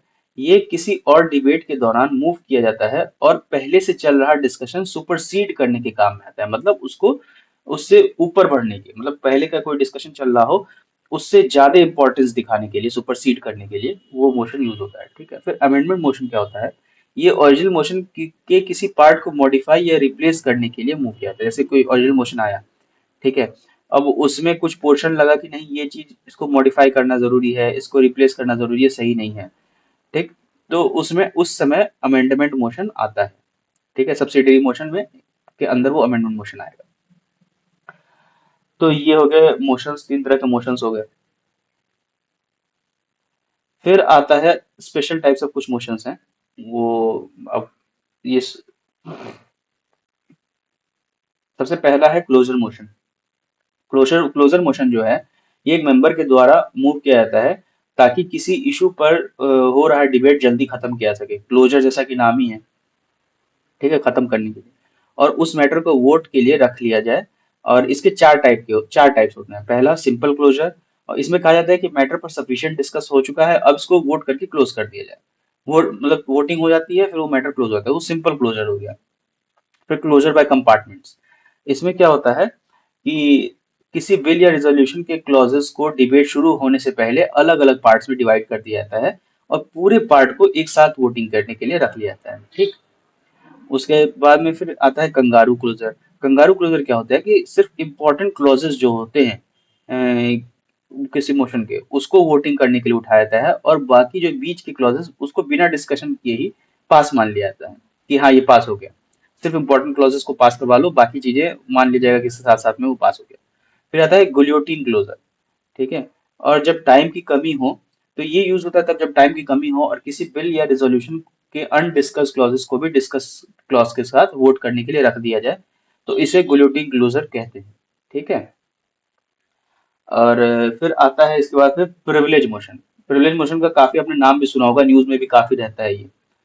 तो प्रिविलेज मोशन क्या होता है कि जब कोई मेंबर को लगे कि किसी मिनिस्टर ने हाउस या उसके किसी मेंबर का प्रिविलेज ब्रीच किया है, जैसे गलत फैक्ट्स दिया है या इंपॉर्टेंट फैक्ट्स छुपा लिया है, ठीक है, तो ये मोशन मूव किया जाता है।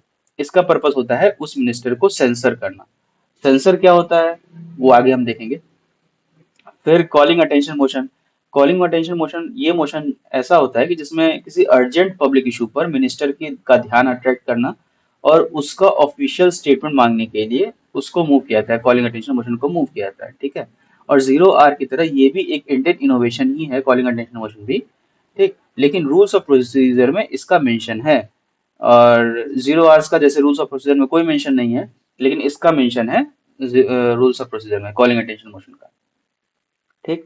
इसके बाद आता है एडजर्नमेंट मोशन। एडजर्नमेंट मोशन क्या होता है कि अर्जेंट पब्लिक इंपॉर्टेंस के किसी स्पेसिफिक मैटर पर हाउस का ध्यान अट्रैक्ट करने के लिए ये मोशन मूव किया जाता है। ठीक। इसको एडमिट करने के लिए कम से कम 50 मेंबर्स का सपोर्ट होना चाहिए, और ये हाउस के नॉर्मल बिजनेस को इंटरप्ट करता है। एडजर्नमेंट मोशन जो है हाउस के नॉर्मल बिजनेस को इंटरप्ट करता है, और इसलिए एक एक्स्ट्रा ऑर्डिनरी डिवाइस भी माना जाता है। एक्स्ट्रा ऑर्डिनरी डिवाइसेस भी हैं कुछ इमोशंस, ठीक है, वो उनके आप नोट बना लो। तो क्योंकि वो भी पूछा जाता है प्रीलिम्स में कि जैसे मान लो 5-6 डिवाइसेस दे दिया, पूछे इसमें से कौन सा एक्स्ट्रा ऑर्डिनरी डिवाइस है, या फिर कुछ 5-6 चीज दे दिया, फिर वो पूछ सकता है ऐसे कि इनमें से कौन से ऐसे डिवाइसेस है जो पार्लियामेंट्री प्रोसीडिंग्स को कंट्रोल करने के लिए, मिनिस्टर्स को कंट्रोल करने के लिए, गवर्नमेंट कंट्रोल करने के लिए पार्लियामेंट इस्तेमाल करती है। तो इस तरह क्वेश्चन बनते हैं, तो एक्स्ट्रा ऑर्डिनरी डिवाइस है ये भी अर्जेंटमेंट मोशन, तो इसका नोट बना लो कल। ठीक है। फिर और इसमें क्या है कि राज्यसभा में जो है एडजर्नमेंट मोशन का यूज अलाउड नहीं है, ये सिर्फ लोकसभा में ही है, क्योंकि इसमें गवर्नमेंट के अगेंस्ट सेंसर का एलिमेंट होता है। ठीक है। तो और ये थोड़ा इंपॉर्टेंट है एडजर्नमेंट मोशन, तो इसको आप स्टार मार्क बना करके इसको आप थोड़ा ध्यान से पढ़ना। और इस मोशन पर कम से कम 2.5 घंटे तक डिस्कशन होना चाहिए, तभी ये अलाउड रहे, तभी ये चलेगा एडजर्नमेंट मोशन। ठीक है, उससे कम में नहीं माना जाएगा। अब ऐसा दिमाग मत जलाना कि सर 2 घंटा 29 मिनट हुआ तो नहीं एक्सेप्ट होगा क्या, तो ऐसा नहीं, ऐसा मत सोच के चलो। बाकी क्योंकि 2.5 घंटे मिनिमम इस पर डिस्कशन होना चाहिए, तब जाके ये एडजर्नमेंट मोशन चलता है। ठीक। और इस मोशन पर जो है कुछ रिस्ट्रिक्शंस भी होती हैं, जैसे मैटर डेफिनेट फैक्चुअल अर्जेंट और पब्लिक इंपॉर्टेंस का ही होना चाहिए।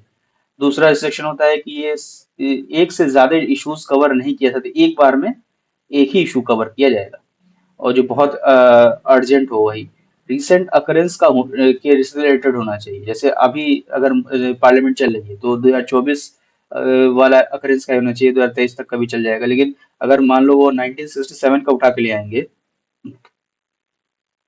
तो वो अलाउड नहीं है, वो मतलब हाउस नहीं एक्सेप्ट करेगी उसको, प्रिसाइडिंग ऑफिसर नहीं एक्सेप्ट करेंगे, मतलब जनरल टर्म्स में फ्रेम्ड नहीं होना चाहिए, स्पेसिफिक होना चाहिए। ठीक। और किसी किसी प्रिविलेज मैटर को रेज नहीं कर रहा हो, फिर या तो फिर जो इशू पहले से डिस्कस हो चुका है उसको फिर से भी रेज नहीं किया जा रहा हो, और जो मैटर कोर्ट के अंदर है, यानी सब जुडिस मैटर है, उसके ऊपर भी अप्लाई नहीं होता है ये एडजर्नमेंट मोशन। ठीक है, तो ये सब कुछ रेस्ट्रिक्शंस हैं, तो ये रेस्ट्रिक्शंस भी आप ध्यान रख लेना। इसका भी नोट्स बना लेना, जो जो मैंने बोला है वो सब चीज की नोट्स बना लेना। ठीक है। तो फिर अब आगे मूव करते हैं। No confidence motion. No confidence motion जो होता है वो गवर्नमेंट पर लोकसभा के विश्वास न होने का दिखाने के लिए मूव किया जाता है। ठीक। और आर्टिकल 75 के अकॉर्डिंग काउंसिल ऑफ मिनिस्टर्स जो है लोकसभा के प्रति कलेक्टिवली रिस्पॉन्सिबल होते हैं, यानी जब तक लोकसभा का कॉन्फिडेंस है तब तक ही गवर्नमेंट टिक सकती है। सिर्फ लोकसभा में ये मोशन मूव किया जा सकता है। इसको एडमिट करने के लिए कम से कम 50 मेंबर का सपोर्ट चाहिए।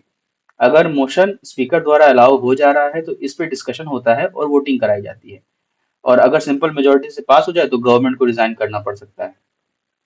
ठीक है, अगर नो कॉन्फिडेंस मोशन पास हो जा रहा है।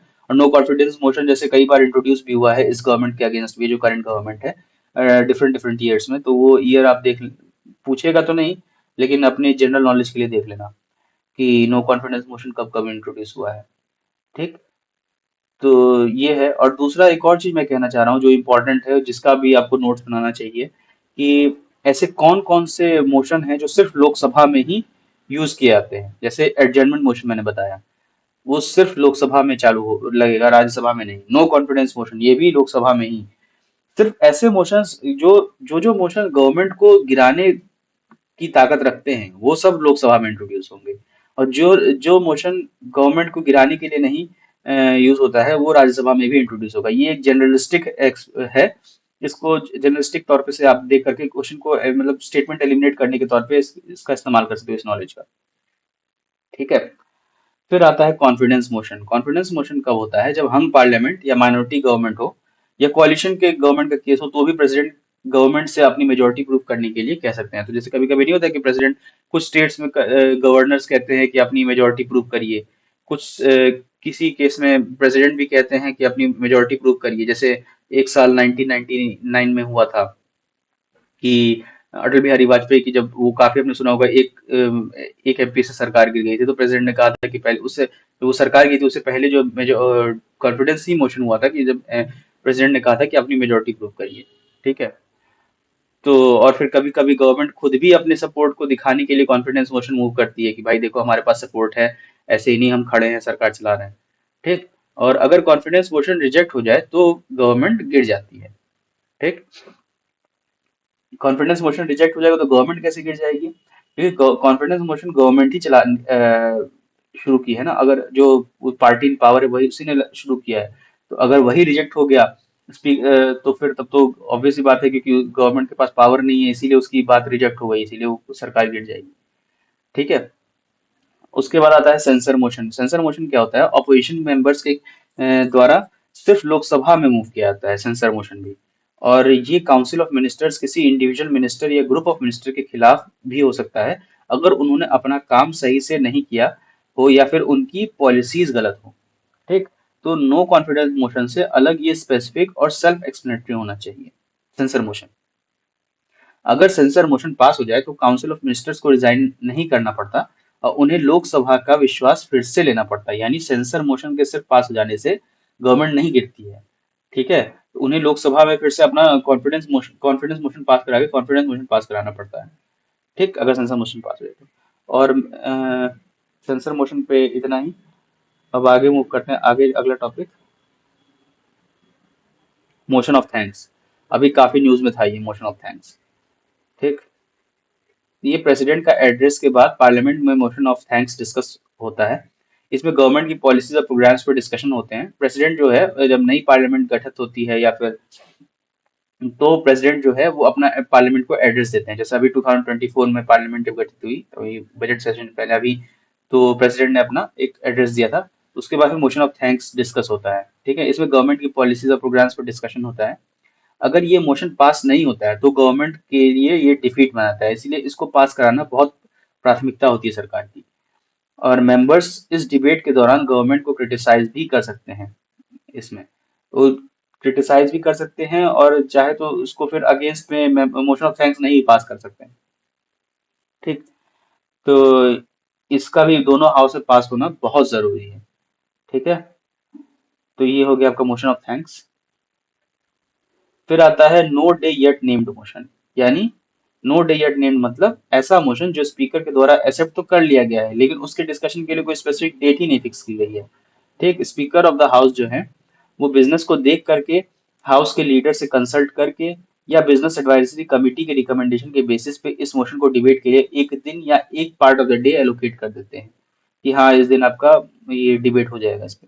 तो इसीलिए उनको कोई दिन दिया नहीं जाता, इसीलिए no day yet named motion उसको कहते हैं। फिर आता है डिलेटरी मोशन। डिलेटरी मोशन एक ऐसा मोशन होता है जो किसी भी बिल, मोशन या रिजोल्यूशन के डिबेट को एडजर्न करने या हाउस के बिजनेस को स्लो डाउन करने के लिए मूव किया जाता है। ठीक है। कोई भी एमपी किसी भी टाइम पर ये मोशन मूव कर सकता है जब एक मोशन पर डिस्कशन हो रहा हो। ठीक।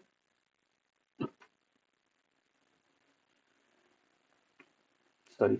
इस मोशन पर डिस्कशन सिर्फ इसके कंटेंट तक ही लिमिटेड होता है, उससे ज्यादा नहीं कर सकते।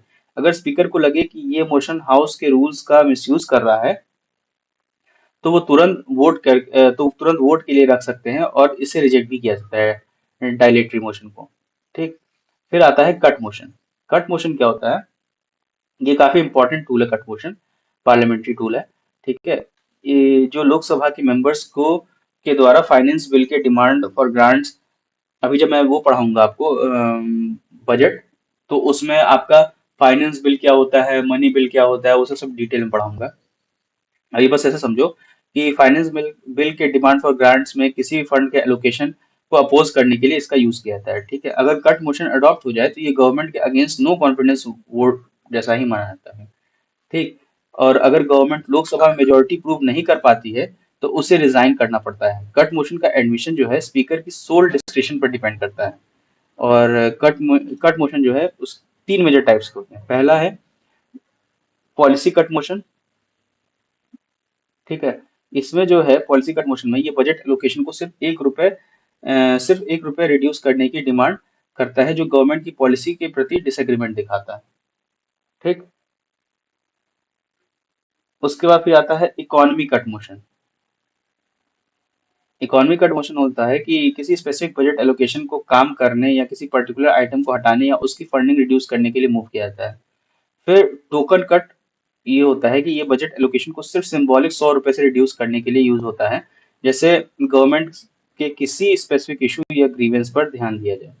ठीक है, मतलब कोई अगर मान लो 1000 करोड़ का कोई बजट है किसी चीज का, उसमें से 100 रुपए माइनस कर दिया, कहा कि नहीं 100 रुपए इसमें कम करो, टोकन कट मोशन के नाम पे। तो 1000 करोड़ में 100 रुपए कम होगा तो उससे तो कोई फर्क नहीं पड़ने वाला उस बजट पे।